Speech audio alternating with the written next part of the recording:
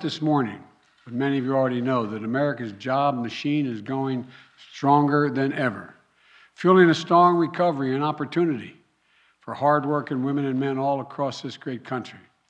America is back to work. Today, we learned that in January, our economy created 467,000 jobs. But that's not all. We learned that job growth in November and December over last year was revised up by more than 700,000 jobs. On top of that, 400,000 jobs on top of the 400,000 that were previously reported. This morning's report caps off my first year as president. And over that period, our economy created 6.6 million jobs. 6.6 million jobs. You can't remember another year when so many people went to work in this country. There's a reason. It never happened.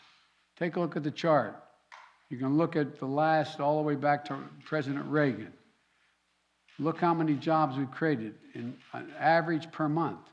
This is, it's never happened before. And look, history's been made here. But it comes alongside the largest drop in unemployment rate in a single year on record. The largest reduction in childhood poverty ever recorded in a single year. And the strongest economic growth this country has seen in nearly 40 years. Historic economic progress. And I'm proud of the role the administration played in this economic plan has played in the recovery. You know, the rescue plan that Democrats passed to get the economy going again, the bipartisan infrastructure law that's starting to get underway rebuilding bridges, roads, highways, ports, airports, internet. There's so much more that we're doing as well. And my decision at the outset of our administration to buy American. It's always been the law, but it's very seldom ever followed. Now it's a reality, not an empty promise. I made clear that when the federal government spends taxpayer dollars, we buy American products. American products made in America, including all the component parts of that product, with very few exceptions.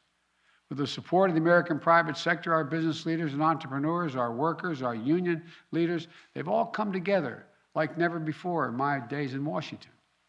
I know it hasn't been easy. I know that January was a very hard month for many Americans.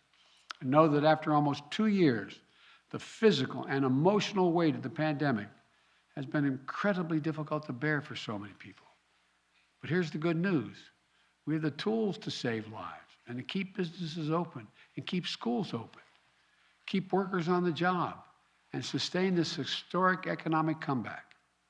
Vaccination and boosters have proven incredibly effective. This past month, we started mailing out tens of millions of at-home tests to deliver to your home for free so you can determine whether or not you have COVID. And that's in addition to the 20,000 sites across America where you can get a test in person for free to determine whether or not you have COVID. And we have more treatments today to keep people out of the hospital, including life-saving antiviral pills, which we purchased millions of. And now we're seeing the difference over what our efforts have made. Look at what's happened. Just in the past 3 weeks, today's extraordinary job report data was collected. The COVID crisis has been cut in half, down in half in just 3 weeks. Still too many cases. Still, we have to be on the alert. But to be clear, this is a dramatic decline. Now, I want to be clear. Even with the extraordinary news, even with the historic economic progress we've made across the past year, we still have a lot of work to do. Making sure every American has a job is a great start, but it's not the finish. For many Americans, wages are up this year. In January, wage increases were strong across the board, and that's good. We have to continue to keep wages growing, and we need even more high-paying jobs. Jobs you can raise a family on and have some breathing room. 2 weeks ago, the CEO of Intel, Pat Gelsinger, came to the White House to announce a brand new $20 billion semiconductor factory. They called it a campus, outside of Columbus, Ohio. It's going to create 7,000 jobs just constructing the facility and 3,000 permanent jobs running the facility with an average salary of $135,000. These semiconductors or microchips power virtually everything in our everyday lives, from our cell phones to automobiles, the refrigerators, the internet, the electric grid. Without semiconductors, these things do not function in a modern economy.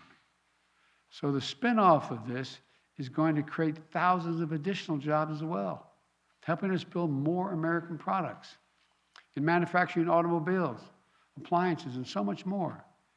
It's going to create jobs, and it's going to help ease inflation. One of the reasons why automobiles cost so much money these days, and they're responsible for 1/3 of all the inflation that's calculated in the market, is because they lack the semiconductors to build the vehicles. Intel's announcement helps fix that problem. Last week, I called a meeting of CEOs from General Motors, Ford, Microsoft, and other major corporations in America. Mary Barra of General Motors, the chairman of the board, the CEO, I should say, announced a $7 billion investment in a Michigan manufacturing plant to manufacture electric vehicles. It's going to create 4,000 new quality jobs at prevailing wage. That's on top of the announcement last year made by Ford CEO Jim Farley, who was with us, to invest $11 billion to make electric vehicles, creating 11,000 new good-paying jobs. Look, last Friday I went to Pittsburgh, where the Union Pacific Railroad announced the largest purchase of American battery electric locomotives in history, built in Erie, Pennsylvania. Built by American manufacturing workers in Western Pennsylvania, creating even more good-paying jobs. And again, the spin-off from that, these locomotives aren't just going to be purchased in America.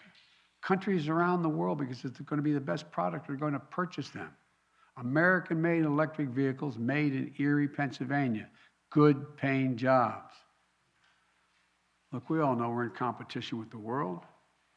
These announcements are the drumbeat of a job resurgence, unlike anything we've seen in our history. And it didn't happen by chance. As a result of the economic plan I put into action on day one, when I said it's going to be Buy America. I'm delighted to keep it going and expand what we've done, because we have a great opportunity ahead of us to further progress, make progress beyond what we've already made. Look, the House of Representatives just passed a few minutes ago, just a bit before I walked over here, to provide $90 billion, over $90 billion for research and development, manufacturing, and all those elements of the supply chain needed to produce end products right here in America. So we can keep delivering more announcements like the one we've had in these past few weeks. Another way we're boosting our economy is by promoting competition. Look, hamburger is, up fourfold almost, many places. Well, guess what? Meat processors, or shipping, railroads, other industries are dominated by a few giant companies that control the market they operate in. And over the years, this domination of the market by a smaller number of companies, smaller and smaller, it's about 4 in the meatpacking area, has reduced competition, squeezed out small businesses and farmers, and in many cases increased prices, and almost all of them increased prices for consumers. Look, I'm a capitalist, but capitalism without competition is not capitalism, it's exploitation. So I'm going to continue to do everything in my power to work with the Congress to make our capitalist system work better, to provide more competition and lower prices for American consumers. And they're still going to do well. But that isn't going to be enough. We still need to ease the burden on working families by making everyday things more affordable and accessible. Look, average people are getting clobbered by the cost of everything today. Gas prices at the pump are up.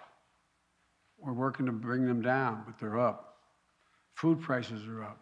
We're working to bring them down as well. Look, I grew up in a family where if the price for a gallon of gas at the pump went up significantly, it was felt by the family. I get it. I understand. But these things are necessities, but that's not the totality of what family needs. They still have to pay for child care. They still have to pay for prescription drugs. They still have to pay for health care. There's more than one way to help a family when it comes to their standard of living. We're going to work to bring down the prices that are way up, but guess what? Guess what? We're going to keep strengthening the supply chain to bring down the cost of all these goods. But in the meantime, there's a lot we can do to give families a little extra breathing room. For example, child care. Families can spend $14,000 a year per child, and in some cases in this country, some cases less than $14,000 a year, for child care. Our plan cuts in half what most families are paying, helping their budgets, keeping millions of parents and especially women allowed to go back to work because they can get child care. Or the cost of prescription drugs, like insulin. Insulin costs about $10 to make. But for families who need the insulin, they're paying up to $650 a month on average in some places, and as high as $1,000 a month. Think about all those Americans out there with type 1 diabetes who need this insulin to stay alive and stay healthy. Or the 200,000 American children with type 1 diabetes. Think about being one of the parents without the insurance or the money to pay for that insulin. How do you look your child in the eye who needs an insulin? They have no idea how they're going to figure out how to pay for it. Think about what it does to them. Their self-esteem, their dignity, their ability to look their child in the eye. We cap the cost of insulin at $35 in our plan. $35 a month. The companies are still going to make a healthy profit. We can do that tomorrow with the stroke of a pen. But we have a generation of so-called, for example, sandwich generation. That is, you have a young child and an elderly parent, and they both need help. And look, we can help them take care of mom and dad and make it work. There's a program that allows us to, on Medicare, that someone can come and install a handrail in the shower so mom doesn't fall, to make sure they have what they need to live with safety and dignity in their home, pick up the prescriptions, make an occasional meals. We can do all that. So when mom and dad put their head on a pillow at night, they can have peace of mind that their elderly parents are doing well and their children are okay. We're still going to work on gas prices. We're still going to work on the food prices. But in the meantime, we can deliver that peace of mind to the American people and give them a little breathing room. And by the way, the proposals that I have out there, nobody earning less than $400,000 a year would pay a single additional penny in taxes. Not a single penny. And a lot of companies I've spoken to are willing to pay a little more in their corporate taxes and their personal taxes to see that happen. You've heard me say it 100 times. You got 55 companies of the Fortune 500 companies that paid zero tax the last couple of years. And they made over $400 billion. Look, we can do this without increasing the deficit. Actually, we've reduced the deficit over $300 billion. And 17 Nobel laureates in economics came to me several months ago to say that this plan would not only not raise inflation, it would ease long-term inflationary pressures. Look, the bottom line is this. The United States is once again in a position to not only compete with the rest of the world, but outcompete the rest of the world once again. We can keep coming together and invest in the backbone of America, working class and the middle class folks. There's no limit to what we can achieve. So let's keep the wages rising and let's start lowering cost. Our businesses are the best in the world. Our workers are the best in the world. Give them half a chance. They'll outcompete anyone, anywhere in the world.